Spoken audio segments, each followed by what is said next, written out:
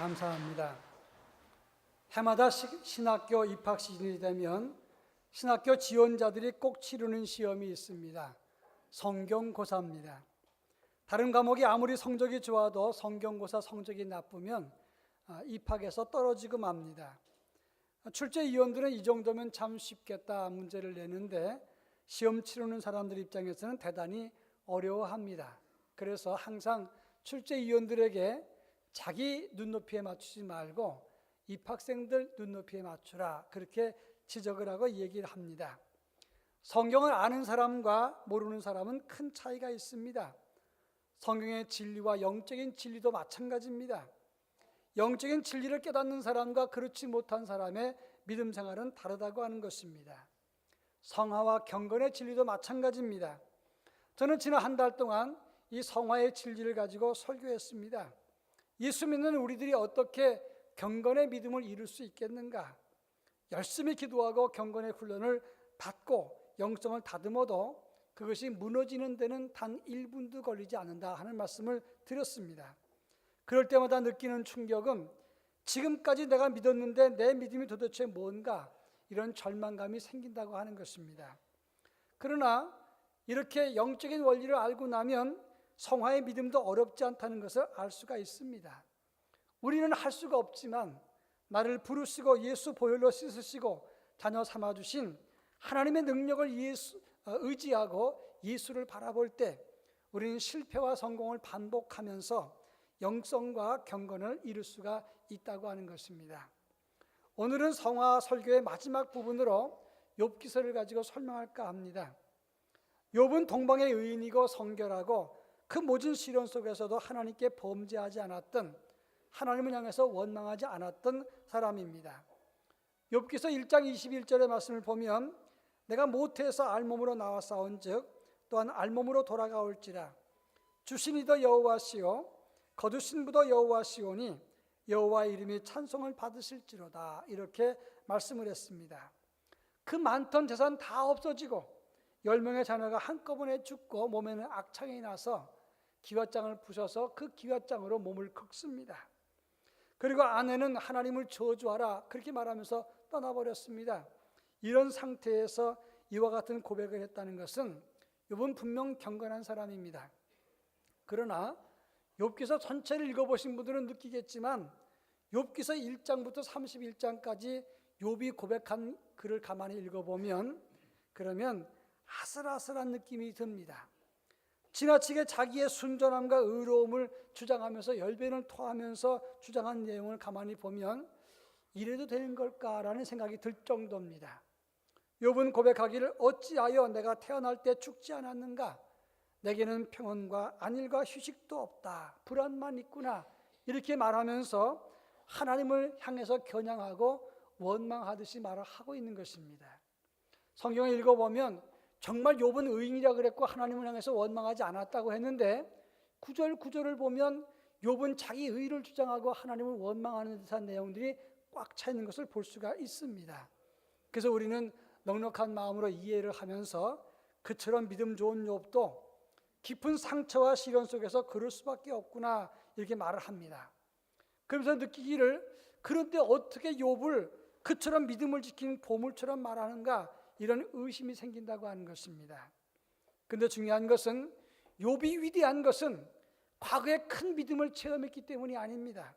친구들과 논쟁했을 때 그의 명철함과 지혜로움을 가지고 논쟁에서 이겼기 때문이 아닙니다.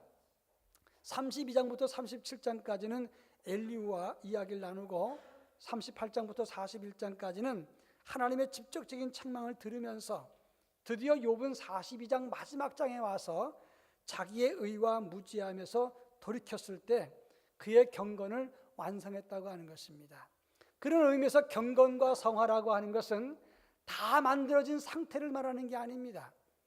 그런 면에서 우리는 내가 경건을 이루었다 할 수 있는 사람은 아무도 없는 것이고 다만 되어져가는 과정이라는 것을 느낄 수가 있다고 하는 것입니다. 그래서 욥기를 통해서 참 경건의 의미와 참 경건의 완성이 무엇인가를 함께 살펴보자고 하는 것입니다. 제일 먼저 3절 말씀을 다 같이 한번 읽어보겠습니다. 3절 무지한 말로 이치를 가리는 자가 누구니까 나는 깨닫지도 못한 일을 말하였고 스스로 알 수도 없고 헤아리기도 어려운 일을 말하였나이다. 여러분, 성화라는 말이 뭡니까? 성, 거룩 성자가 화는 될 화를 말하는 것입니다. 거룩하게 되는 것인데, 다시 말해서 오늘날 우리 성도들에게서의 성화는 예수를 닮아서 변하는 것, 발전하는 것을 말하는 것입니다. 한문으로 진보라고 하는 말은 사물의 상태가 보다 좋은 상태로 나아가는 것입니다. 욥을 살펴보면 욥은 친구들과 논쟁한 것이 나옵니다. 근데 주신 자도 주님이시고 거두신 분도 주님이라고 하는 고백은 욥기서 1장에 나오는 고백일 뿐입니다. 그 다음에 4장부터 37장까지는 욥은 친구들과 논쟁을 하게 되는데, 그런데 공교롭게도 친구들이 욥에게 말한 것은 모두 9장입니다. 욥은 이렇게 죄 없는 사람이 어떻게 고난을 받겠느냐, 그러니 너가 있는 죄를 마지막으로 고백할 때 하나님이 도우실 것이다, 이런 식으로 계속 질문하는 것이 모두 9장인데 욥은 18장을 걸쳐서 자기의 무지함을 항변합니다. 자기가 이렇게 믿음을 가졌고 내가 의로운데 내가 무슨 죄를 지었느냐, 이렇게 반발하고 있다고 하는 것입니다. 절반 이상을 욥은 질문에 대한 답을 하고 있어요. 워낙 완벽하고 큰 믿음이다 보니까 친구들과 논쟁할 때 나만한 의의가 어디 있느냐, 오히려 침묵하시는 하나님께 화살을 돌린다고 하는 것입니다. 그런 걸 가만히 보면 우리는 가슴이 서늘해지고 한편으로는 아슬아슬하게 느껴져요. 욥이 믿음과 경건을 이룬 사람은 확실하지만 이것을 보고 어떻게 믿음이라고 말할 수 있고 경건이라고 말할 수 있을까 하는 생각이 든다는 것입니다. 그런데 언제부터 욥이 달라지느냐, 32장부터 엘리후와 대화를 나눈 후에, 그리고 38장부터 하나님의 음성을 직접 듣다가 42장 마지막 절에 와서 이제 욥이 달라지는 겁니다. 42장 3절 말씀을 다시 한번 읽어보겠습니다. 무지한 말로 이치를 가리는 자가 누구니까? 나는 깨닫지도 못한 일을 말하였고 스스로 알 수도 없고 헤아리기도 어려운 일을 말하였나이다. 이 3절에 보면 무지한 말이라고 하는 말이 나오는데, 이 말이 무슨 말인가? 이 말은 지금까지 자기의 의와 순결함을 주장하면서 나는 부끄럽지 않다고 말했던 이 사실이 무지한 말이라는 겁니다. 무지한 말은 깨닫지도 못한 말을 막 퍼내고 헤아리지도 못한 말을 막 어렵게 말하고 지나치게 자기의 의에 매여서 막말을 많이 했습니다 라고 고백하는 거예요. 여기에 힌트가 있다고 하는 것입니다. 욥이 하나님의 은혜를 경험하지 않았거나 경건하지 않은 게 아닙니다. 그러나 그가 의의를 많이 갖고 경건했지만 시련과 역경 속에서 자기 의가 강하다 보니까 점점 퇴행을 했어요. 자기 의의를 강하게 주장하다 보니까 하나님이 불의하다는 쪽으로 나가게 됐고, 그다가 점점 퇴행하다가 하나님의 음성을 듣고 난 다음에 그 다음에 욥이 제가 깨닫지 못하고 무지한 말을 했습니다. 헤아리기도 어려운 말을 했습니다. 내가 부끄럽지 않다고 주장했던 것이 잘못입니다. 이렇게 퇴행해서 다시금 역전했기 때문에 거기에서 욥다운 말을 하게 되는 것이고, 그리고 이것이 발전과 진보라고 하는 것이고 여기에 경건의 비밀이 있다고 하는 것입니다. 좀 오해될 말씀이 있겠지만 한국 교회 분열사를 읽어보면 신사참배 때문에 처음으로 교단이 분열되는 걸 볼 수가 있어요. 그 당시 일제 침탈이 있었을 때는 그들은 신사참배를 국가의례라 그랬습니다. 많은 목사님들과 장로님들이 반대하니까 이거는 국가의례다, 그리고 신사참배를 강요하게 했습니다. 그 당시에 신사참배를 반대하면 공직에서 물러나고 목사 장로직도 박탈되는 겁니다. 그런데 끝까지 죽음으로써 항변한 사람이 있었고, 그 다음에 살아서 해방을 맞이한 사람들을 옥중성자라고 말을 했습니다. 이분들의 믿음을 지킨 거 확실합니다. 경건의 영성을 가졌습니다. 그래서 한국 교회사에 빛났습니다. 그런데 신사참배한 사람들을 보고 뭐라 그랬느냐? 이분들이 옥중성자들이 교회에 돌아와서 신사참배한 사람들은 다 성직을 내려놓으라 그랬어요. 총회나 목사나 장로들도 다 성직을 내려놓고 교인들의 신임을 다시 받으라 그랬습니다. 많은 사람들이 신사참배하고 부끄러워서 목회자와 지도자들이 한 기간을 정해놓고 통회자복하고 회개했습니다.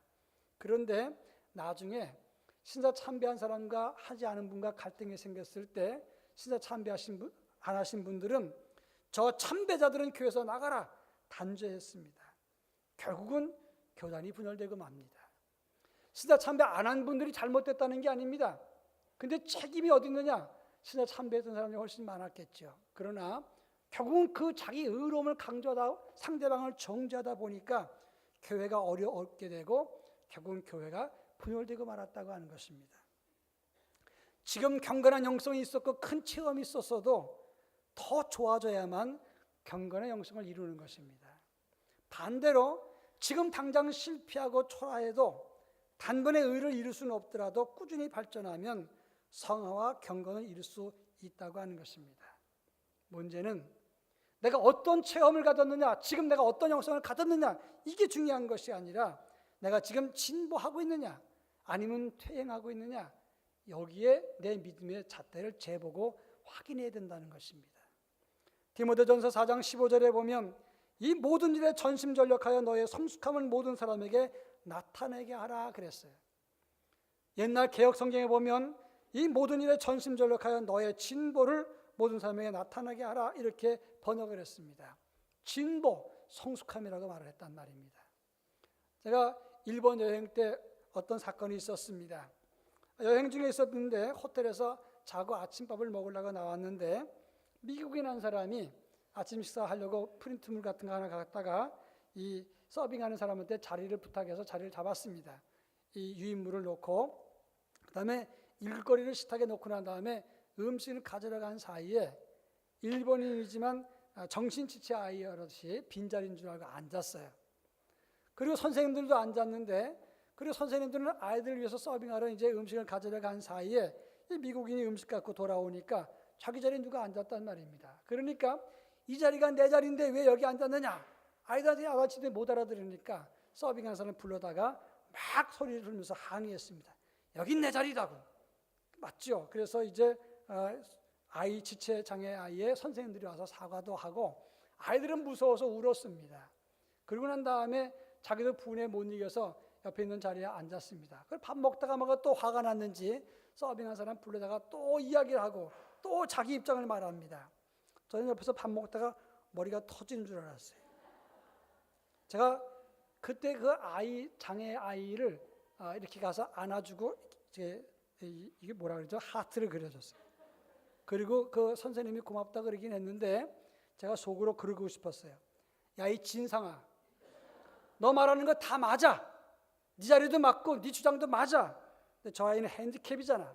이런 말을 해주고 싶었어요. 그 사람이 틀린 거 아닙니다.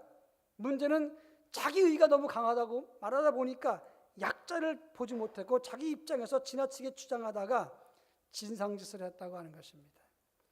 욥도 그런 마음이었어요. 하나님, 제가 뭐가 틀렸습니까? 나는 죄를 짓지 않았습니다. 나는 의인입니다. 근데 왜 내게 이런 시련이 옵니까? 하나님 틀렸습니다. 이렇게 주장했어요. 욥이 틀린 거 하나도 없습니다. 욥은 동방의 의인이었고 하나님께 예배하는 사람이었고 하나님 바라보고 주신 자도 주님이시고 가져가신 도 하나님이라고 고백했던 믿음의 사람이었던 말씀입니다. 그런데 그렇게 주장했던 18장을 다 읽어보면 욥이 부담스럽게 느껴져요. 욥의 경건이 맞아? 욥이 정말 하나님을 경외하고 원망하지 않은 게 맞아? 이런 의심이 생긴다고 하는 것입니다. 오늘 우리가 그렇습니다. 그런데 다행히 욥은 하나님의 말씀을 듣고 자기가 퇴행했던 그 자리에서 하나님 만난 다음에 내가 무지한 말을 했습니다. 막말했습니다. 이제 내 자만에서 돌이킵니다. 이렇게 돌아섰을 때 욥은 경건한 믿음을 완성했다는 겁니다. 우리 누구도 좋은 믿음이라고 자만하면 안 됩니다. 약한 믿음이라고 낙심해서도 안 됩니다. 중요한 것은 어제보다는 오늘보다는 내일이 나아지는 믿음을 가질 때 우리는 경건과 영성을 이룰 수가 있는 것이다, 그런 말입니다. 그런가 하면 성화가 무엇인가? 6절 말씀을 다 같이 한번 읽어보겠습니다. 6절의 말씀. 그러므로 내가 스스로 거두어 드리고 티끌과 제 가운데서 회개하나이다. 욥은 지금까지 나는 의롭고 남의 것을 탐한 적도 없고 나는 하나님 앞에서 믿음을 가졌습니다. 그렇게 경건했습니다. 그런데 힘든 시련을 만나고 나니까 욥은 이렇게 말합니다. 하나님, 나 힘듭니다. 나 결백합니다. 나 힘드니 나를 불쌍히 여기고 너희들은 나를 핍박하지 말고 말로도 나를 괴롭게 하지 말라. 라고 말합니다. 18장 전체를 읽어보면 모든 초점이 자기에게 있었어요. 의로운 나, 불쌍한 나, 그리고 하나님 앞에서 시련받고 있는 나, 그런 경건에서도 자기 중심, 자기에게 초점을 맞췄기 때문에 더 이상 경건하지 않은 거예요. 그런데 오늘 본문에 보면 욥이 뭐라고 말합니까? 이제 내가 스스로 거두어드리고 나를 거두어드렸을 때 그는 경건의 영성을 회복하게 되었다고 하는 것입니다. 전에 제가 한번 이야기했습니다마는 제가 초등학교 다닐 때 마음이 참 약했어요. 지금도 마음이 좀 약한 편입니다마는. 근데 어머니가 도시락 싸주니까 도시락을 뚜껑 덮어놓고 도시락을 먹었어요. 친구들이 반찬 못 싸왔니? 안 가르쳐줘. 못 싸왔는데 안 가르쳐줘. 그러니까 친구 중에 한 아이가 궁금하니까 뚜껑을 열다가 도시락을 엎어버렸어요. 바닥에 쫙 떨어졌습니다. 그 친구는 냅세게 도망갔어요. 나는 그놈 잡으려고 막 뛰어갔습니다. 운동장 3바퀴쯤 돌았을 때 선생님이 아이들 풀어서 저희 둘을 잡아갖고 왔어요. 선생님한테 갔더니 선생님이 두 아이 뺨을 딱딱 때렸어요. 그리고 복도 나가서 손 들고 서 있어. 저는 억울했어요. 제가 엎은 것도 아니고 엎은 놈은 저놈인데 나는 손해보고 피해본 사람인데 왜 내가 빠져야 했지? 그리고 무릎 꿇고 손 들고 복도에 서 있으면서 그 아이를 째려봤단 말입니다. 그런데 선생님의 생각은 달랐어요. 도시락이 엎어졌으면 그걸 치워야 수업할 거 아니냐는 거예요. 냄새가 나가지고 지금 점심시간 하루 종일 냄새가 나던데 3바퀴 뛰고 나면 그 어린 것이 3바퀴 뛰고 나면 시간이 얼마나 지났겠습니까? 땀이 아무리 많아도 그리고 내가 의로웠어도 잘못은 누가 한 겁니까? 그 아이가 잘못했어도 우리가 잘못한 거예요. 왜냐? 안 치우고 갔기 때문에. 저는 억울했습니다. 이해할 수 없었습니다. 이것이 욥의 마음입니다. 난 외로워. 근데 시련을 만났어. 나는 의롭지만 고통스러웠어. 억울해. 나 힘들어. 근데 왜 날 가지고 시비를 하지? 너희 친구는 아니야. 나쁜 놈이야. 이것이 욥의 주장이에요. 여기에 중요한 포인트가 있는 것입니다. 우리는 억울하고 힘들 때, 내가 의로울 때 모든 초점이 자기에게 맞춰 있다는 겁니다. 이거는 욥의 모습입니다. 이것은 성화라 그러지 않습니다. 경건이라 그러지 않습니다. 그랬던 욥이 6절에 보면 내가 스스로 거두어드리고 회개하나이다. 회개한다는 말은 나함이라는 단어인데 내가 스스로 깨닫고 통찰한다는 뜻입니다. 지금까지 나 중심, 내 억울함, 자기 서름, 자기 의에 초점이 되었던 내가 돌이킵니다. 바로 여기에 그의 위대한 점이 있는 겁니다. 나 중심에서 하나님의 뜻으로, 하나님의 말씀으로, 하나님의 영광으로 돌이키는 것이 성화의 변화라고 하는 거예요. 한 가지 제가 질문합니다. 예수 잘 믿는 사람, 그리스도인이 완악하고 독선적일 수 있을까요? 여러분 어떻게 생각하십니까? 그럴 수 있습니다. 왜냐하면 제가 여러분이 완악하고 독선적이기 때문에 그래요. 아무리 예수를 오래 믿어도 경건을 체험하고 하나님을 만났어도 자기 중심, 나 생각, 자기애적 사랑과 주장이 꽉 차면 예수 이름 가지고 완악하고 독선적일 수 있어요. 7 지사 중에 한 사람이 니골라입니다. 근데 계시록 2장 6절에 보면 내가 니골라 당의 행위를 미워하는도다. 나도 이것을 미워하노라고 성경이 말하고 있어요. 니골라가 7 지사인데 그가 니골라 당일까요? 그럴 수 있어요. 가능성이 있습니다. 그런데 7 지사 중에 한 사람이 그렇게 될 수 있습니까? 될 수 있어요. 요한 3서 9절에 보면 으뜸되기를 좋아했던 디오드레베라는 말이 나옵니다. 그는 초대교회 지도자인데 으뜸되기를 좋아해서 전도자들을 교회에서 영접하지 아니하고 그를 대접하는 사람을 교회에서 추방했어요. 악행을 저질렀어요.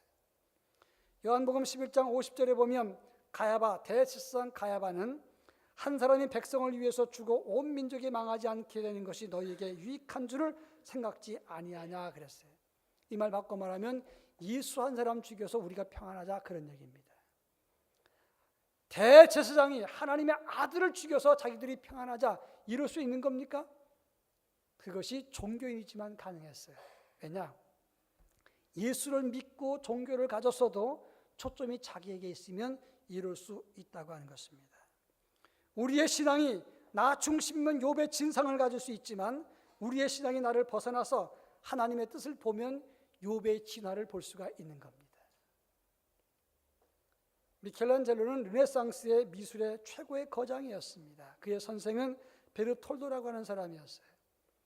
그의 문화생으로 14살 때 미켈란젤로가 들어갔는데 선생은 그의 재능을 보면서 야, 이게 참 위대한 조각가가 되겠다 생각을 하고 질문했습니다. 위대한 조각가가 되려면 무엇이 필요하냐? 갈고 닦고 훈련하면 됩니다. 그게 아니다. 그 미켈란젤로를 데리고 술집에 데려갔어요. 술집 입구에 천사 조각상이 있었습니다. 그걸 보여주고 난 다음에 다시 성당 입구에 천사장을 보여줬어요. 다른 것이 무엇이냐? 같은 것 같은데 너무 멋집니다. 그래, 모두 뛰어난 작품이다. 같은 사람 것이다. 우수한 작품이지만 그것이 성전에 있느냐 술집 앞에 있느냐에 따라서 다른 것이다. 하나님께 영광되지 않은 어떠한 재능도 아름답지 못한 것이다 라고 가르쳐 줍니다. 우리의 믿음이 나 중심이라면 아무리 이전에 큰 믿음과 체험을 가졌어도 헌신했어도 아름답지 못한 것이 됩니다. 하나님 중심의 믿음을 가질 때 그것이 믿음의 진보가 되는 것이고 성숙과 경건을 이룰 수가 있게 되는 것입니다. 바라기는 날마다 영성과 경건의 믿음이 날마다 새로워지고 주님 중심의 믿음이 될 수 있기를 주의 이름으로 축원합니다. 마지막 세 번째 성화와 경건은 무엇인가? 성은 거룩성자, 화는 될 화자입니다. 이 될 화자라고 하는 것은 한문으로 변한다는 뜻이에요. 그런 의미에서 변하지 않으면 경건은 없는 겁니다. 5절 말씀을 다 같이 한번 읽어보겠습니다. 5절 내가 주께 대하여 귀로 듣기만 하였사오나 이제는 눈으로 주를 배움나이다. 귀로 듣기만 하였사오나 귀로 들었다는 말은 평판이나 다른 사람의 체험이나 경험이나 지식을 말하는 것입니다. 눈으로 주를 배움나이다. 직접 몸으로 실체를 체험했다는 뜻입니다. 귀로 들었던 지식, 다른 사람의 믿음과 경험을 말합니다. 과거에 가졌던 옛날에 있었던 체험, 이런 것들을 지금 이 순간에 온몸으로 하나님의 실체를 체험했다는 것입니다. 그러니까 한마디로 말해서 굉장한 변화를 가졌다는 것입니다. 우리의 신앙이 변할 때 경건과 영성과 성화를 맛보게 되는 것입니다. 기드온이라고 하는 사사 여러분 아시지 않습니까? 미디안의 압제하에서 그는 몰래 숨어서 포도주 즙틀에서 타작을 했어요. 그런데 천사가 와서 하나님의 평강이 있을지어다. 그러니까 발끈합니다. 하나님의 평강이 있으면 우리가 왜 이 꼴로 삽니까? 아주 깐깐하고 깐죽거리는 그런 아주 거칠은 사람이었어요. 그랬던 그가 하나님을 만나고 난 다음에 여룻바알이 되죠. 바알의 상을 깨부시고 그 다음에 아세라 목상을 찍어버렸습니다. 그리고 그는 하나님 말씀에 순종해서 300으로 13만 5천 명을 대적하는 450대 1의 기적을 일으킵니다. 깐깐하고 여전히 거칠고 믿음이 없는 그였지만 하나님 만나고 난 다음에 이렇게 순종의 사람으로 바뀌었다는 거예요. 오늘 우리도 마찬가지입니다. 우리 성격이 예수 믿고 다 변합니까? 그렇지 않습니다. 그렇지만 그 변화되지 않은 모습도 있지만 조금씩이라도 변화될 때 우리는 경건의 영성을 느끼고 체험하게 되는 것입니다. 어떤 까마귀가 하도 깍깍 소리를 내니까 숲의 새들이 야, 네 목소리 듣기 싫다 구박을 하니까 이 까마귀가 짐을 쌌습니다. 이사를 가야 되겠다. 이 수준 받은 동네에서 내가 못 살겠다. 그리고 이제 이삿짐을 싸는데 제비가 와갖고 너 뭐하니? 나 떠날 거야. 이 천박한 곳에 내가 어울리지 않아. 그리고 이야기를 하니까 제비가 뭐라고 말하냐면 네 목소리를 바꾸기 전에는 어디 가도 마찬가지야 라고 말했어요. 오늘 우리들이 변하지 않는 한 이 세상 어디에도 파라다이스 같은 신앙은 없습니다. 그리고 우리가 머물 만한 영원한 낙원도 없습니다. 내가 변화되지 않는 한 최고의 교회나 최고 좋은 성도도 없는 겁니다. 우리가 변해야 우리 주변에 가장 좋은 교인들, 가장 좋은 성도를 그리고 교회를 만날 수가 있게 되는 것입니다. 내일 또 실패하더라도 또 무너져서 내가 처참하게 실패한 삶을 살아도 다시 일어서서 도전하고 변할 때 설령 다 변하지 못하고 죽을지라도 꾸준히 변화하기 위해서 노력할 때 그 자체가 성화요, 그 자체가 경건의 영성을 이루는 것입니다. 그런 의미에서 경건이라고 하는 것은 다 완성된 작품이 아닙니다. 변화되는 프로세스고 변화되는 과정이고 그것이 바로 이루어갈 때 경건의 영성을 이루는 것입니다. 우리의 믿음의 등급은 없습니다. 과거의 큰 믿음이라도 얼마든지 추락할 수 있고 발전할 수 있기 때문에 발전한다면 경건의 영성을 아는 것이지만 그렇지 않으면 퇴행하는 것입니다. 벤저민 리턴버그는 말하기를 자신의 잠재 능력을 개발하지 않고 그냥 편하게만 살아가는 것은 일종의 자살 행위라 그랬어요. 오늘 우리가 믿음이 변화되지 않고 성장하지 않는 것은 신앙의 자살 행위라는 것을 알아야 됩니다. 팻 로버슨 목사는 예일대 법대 출신이었습니다. 명문 가문의 자녀였어요. 아버지가 버지니아주 상원의원이었고 은행 통화위원장이었어요. 이는 젊은 날에 열심히 축장에 나가서 일하고 돌아와서는 또 술 한잔하고 그런 삶을 살다가 어느 날 복음을 체험하고 예수를 만났어요. 집에 들어오면서 여보, 내가 오늘 복음을 듣고 구원을 체험했어요. 아, 그래요? 고맙습니다. 집에 돌아오자마자 찬장에 있던 위스키를 싱크대에 다 버려버렸어요. 여보, 그 비싼 걸 왜 버려요? 이제 새롭게 변화해야지. 가장 가까이 있는 것부터 없애버렸어요. 이것이 변화입니다. 변하지 않는 것, 그래서 지난날의 영광스러운 믿음, 체험에만 머물러 있으면 그것은 진열장의 믿음이 되는 겁니다. 진열장에 있는 오랜 트로피, 과거에 영광스러웠지만 지금은 별 쓸모가 없어요.